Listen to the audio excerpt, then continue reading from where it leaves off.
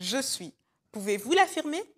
Après la trahison, l'abandon, le rejet, voire même l'ascension, la félicité, où êtes-vous? Face aux affronts et acclamations de ses contemporains, Jésus n'a pas hésité lors de sa mission à déclarer « Je suis ».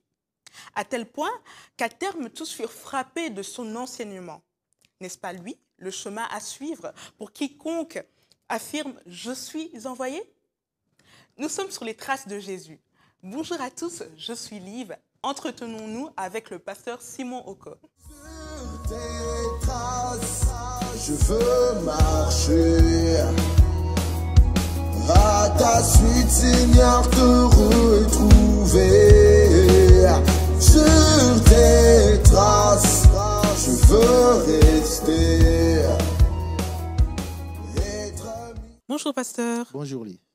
Bienvenue dans Sur les traces de Jésus. Merci beaucoup. Alors nous allons débuter notre entretien avec cette première question. D'accord.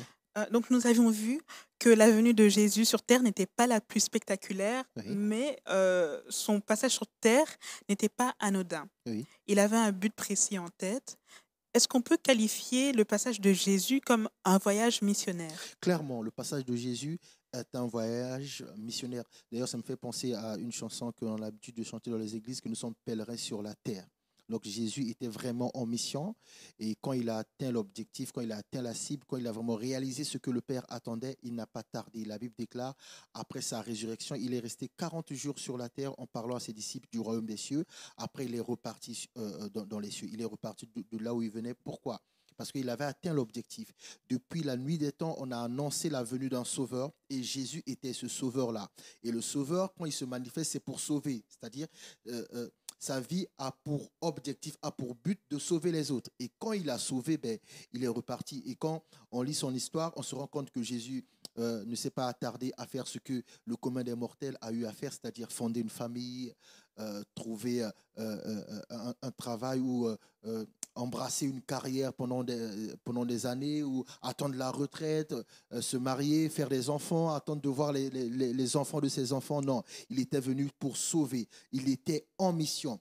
Et voilà pourquoi dès la naissance, quand on lit son histoire, on se rend compte que dès la naissance, Dieu met en place quand même des systèmes de protection, un système de sécurité autour de Jésus. Pourquoi ? Pour qu'il ne perde pas la vie. La Bible dit même qu'il va dire à Joseph de fuir en Égypte parce qu'il y a des gens qui en veulent à la vie de l'enfant en parlant de Jésus.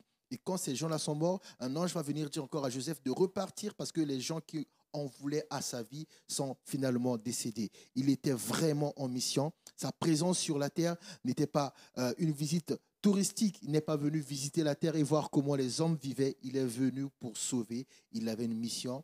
Il avait un objectif fixé par le Père lui-même. Et une fois qu'il a atteint l'objectif, il est reparti au ciel. Ok, et en ce qui nous concerne, nous qui sommes sur les traces de Jésus, Oui. peut-on dire que notre propre passage sur la terre est lui aussi un voyage missionnaire? Oui, on peut le dire clairement et c'est important en fait d'avoir cela à l'esprit.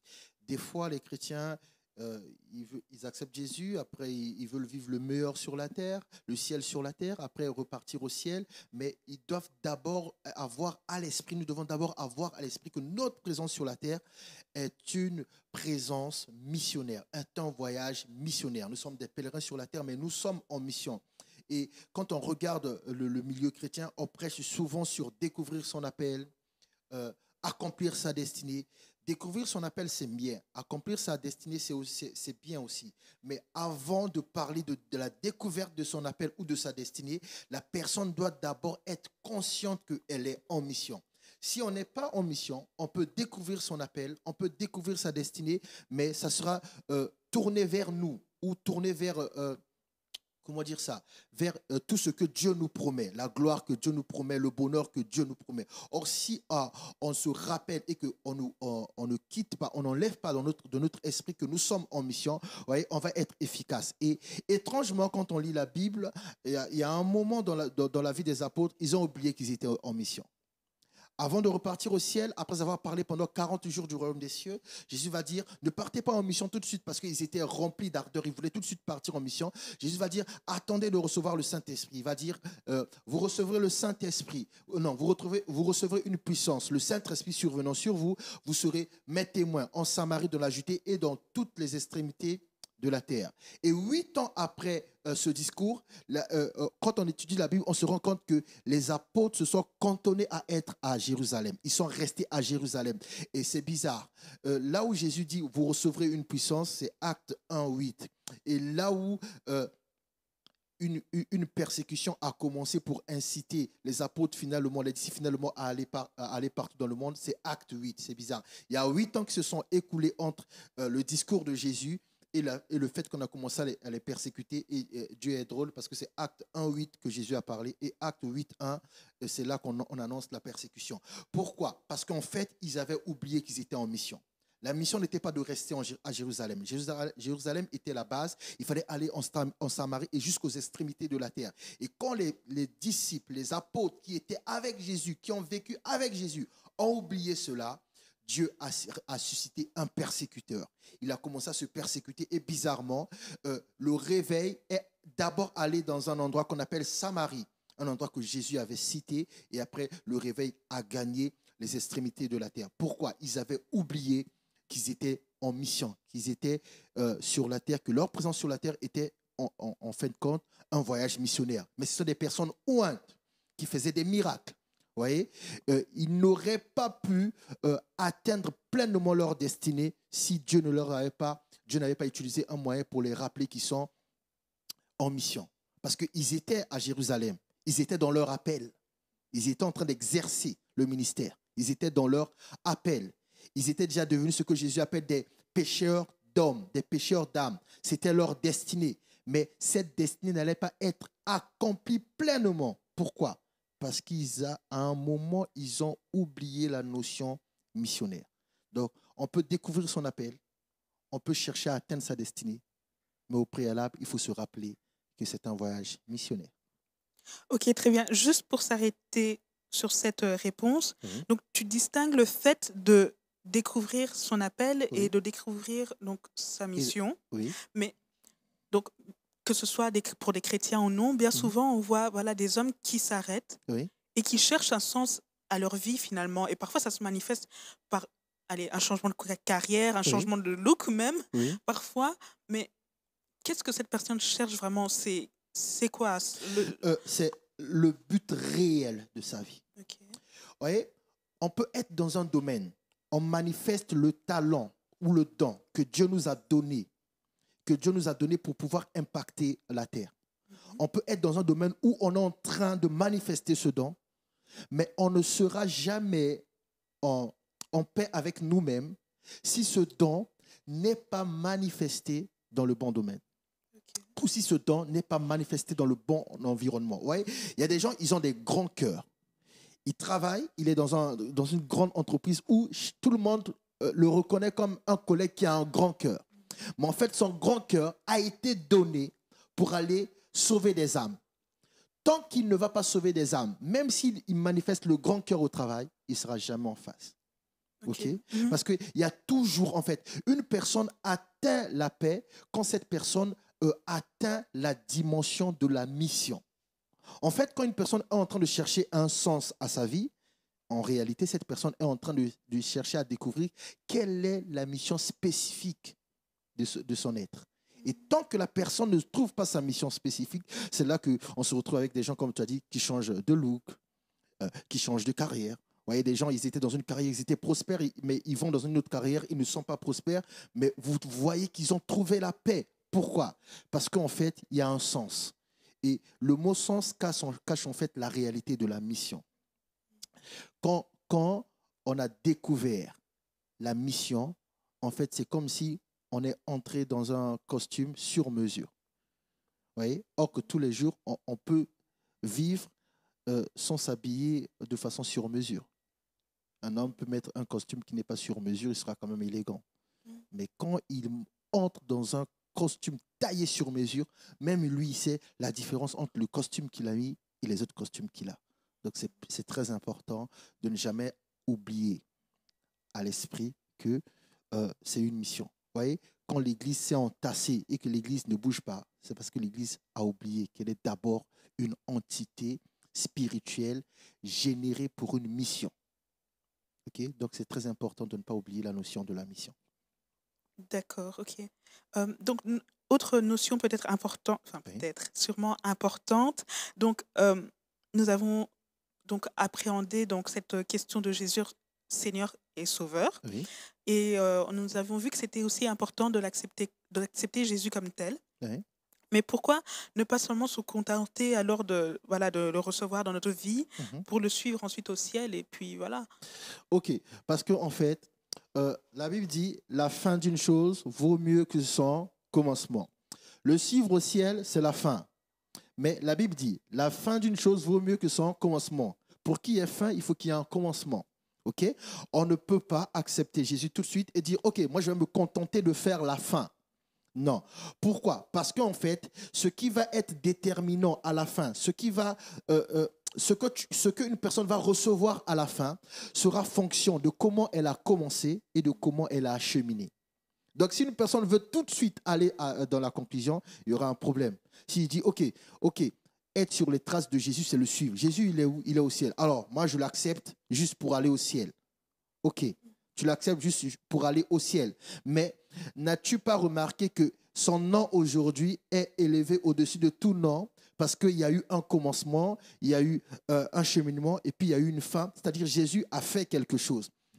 On ne reçoit pas une récompense sans avoir mené une activité. Le Jésus qui nous sauve aujourd'hui ne nous sauve pas parce que son nom est Jésus. Il nous sauve parce que son nom qui est Jésus a reçu autorité sur tout nom. Et ce nom a reçu autorité sur tout nom parce que pendant sa vie sur la terre, Jésus a eu à mener une vie d'obéissance. Donc, toute personne qui veut suivre Jésus au ciel doit d'abord s'attarder sur la terre, d'obéir à ce que Jésus veut ou à ce que le Père veut à travers Jésus. Une fois qu'on a obéi, on peut être élevé au même titre que Jésus et le suivre. En fait, aller au ciel, c'est être élevé. Jésus n'est pas allé au ciel seulement parce que le ciel est sa patrie, c'est parce qu'il a été élevé. Comme il est élevé, il n'a plus droit à être là. Il va là où les gens élevés sont. Donc, dire que je vais suivre Jésus au ciel, sans avoir fait la mission, au ciel, il n'y aura pas de récompense. Parce que qui dit mission, qui dit récompense. Et suivre Jésus, c'est passer par le même chemin. Les gens vont dire, ok, au ciel, non, je vais le dire autrement. Il sera impossible à une personne qui n'a pas été missionnaire d'obéir à Dieu au ciel. Il serait impossible. Parce que l'obéissance, ça s'apprend par la souffrance. Et Jésus, lui, il a pris l'obéissance jusqu'à la souffrance de la mort. Et la Bible dit la mort de la croix. Donc en fait, le chemin que nous suivons là nous permettra d'être à même, d'être à l'aise devant Dieu. Sinon, on va se retrouver devant Dieu avec certaines de nos difficultés qui voulaient ôter quand on était sur la terre et finalement, on ne restera pas au ciel. Par exemple, si une personne n'embrasse pas le chemin de la mission, cette personne ne pourra pas traiter l'orgueil et arriver au ciel. Elle ne pourra pas tenir devant Dieu. Dieu a une méthode. On suit Jésus. C'est vrai qu'en l'acceptant, mon nom est inscrit pour aller au ciel. Mais si je vais au ciel tout de suite, c'est un problème. Je n'ai gagné aucune âme. Il n'y a aucune couronne. Je n'ai pas réjoui le cœur du Père. Donc, il sera dans la joie de me voir parce que, ok, je suis son fils, mais je n'ai pas fait pérenniser son règne. Donc, on ne peut pas se contenter de dire, ok, moi, j'accepte Jésus et j'attends d'aller au ciel. On va se retrouver être un chrétien tiède. Et la Bible enseigne que Dieu vomit les chrétiens tièdes. Ou tu es chaud, ou tu es froid. Parce que si j'accepte Jésus et que j'attends d'aller au ciel, je ne sais pas quand Jésus va revenir. Mais en attendant qu'il revienne, je vais, comment dire ça? Je vais devenir tiède. Vu que finalement, le feu s'entretient par l'activité. Or que l'activité, c'est ce que nous trouvons quand nous faisons la mission. Toute personne qui n'est pas dans la mission, les activités que la personne est en train de faire sont des activités récréatives. Ce ne sont pas des activités missionnaires. Pour être dans les activités missionnaires, il faut être dans la mission. C'est une fois qu'on est dans la mission qu'on entretient le feu. Et Jésus dit, voici, je suis avec vous tous les jours jusqu'à la fin du monde. Donc, celui qui a accepté Jésus, qui attend, bien-aimé, tu es en train d'attendre, tu es en train de perdre ton temps. Pourquoi? Il y a un temps imparti à tous, 24 heures pour chacun. Un jour, tu devras rendre des comptes. Vous voyez, vous, une personne qui rend des comptes d'un travail mal fait qu'une personne qui rend des comptes d'un travail inexistant. Un travail mal fait, on peut te corriger pendant que tu travailles. Un travail inexistant, on ne peut pas te corriger. Celui qu'on ne peut pas corriger, on ne peut pas récupérer. Celui qu'on ne peut pas récupérer, on n'aura pas besoin de lui. Donc, il est important de suivre Jésus et de passer par les mêmes étapes. On devient chrétien, on s'exerce à devenir une personne forte spirituellement, on va en mission, on se laisse guider par Dieu, et puis après, on remonte au ciel pour recevoir la couronne qui nous revient de droit. Ok, donc attelons-nous alors à tout simplement à pérenniser l'œuvre alors avant de s'empresser d'aller au ciel.